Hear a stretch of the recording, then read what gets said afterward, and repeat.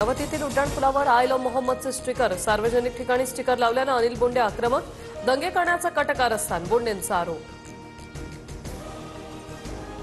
मुंबईत मंगळवारपासून 3 दिवस पाणी कपात, शहर आणि पूर्व उपनगरातील काही विभागांमध्ये पाणी कपात, नागरिकांनी पाणी जपून वापरण्याचं आवाहन. मध्य रेल्वेवर उद्या मेगा ब्लॉक, माटुंगा ते मुलुंड दरम्यान ब्लॉक घेण्यात येणार, फलाटा अभावी विद्याविहार, कांजूरमार्ग, नाहूर रेल्वे स्थानकातील थांबा रद्द. रेल्वे मंत्री अश्विनी वैष्णव यांनी आणि जपानचे वाहतूक मंत्री हिरोमासा नाकोनांकडून बुलेट ट्रेनच्या प्रगतीचा आढावा, दोन्ही मंत्र्यांकडून आतापर्यंतच्या कामाच्या दर्जाबद्दल समाधान व्यक्त. खबरदारीचा उपाय म्हणून वैष्णोदेवीची 5 ते 7 ऑक्टोबरची यात्रा पुढे ढकलली. हवामान खात्याने भूस्खलन, पूर आणि ढगफुटी होण्याची शक्यता वर्तवल्याने हा निर्णय.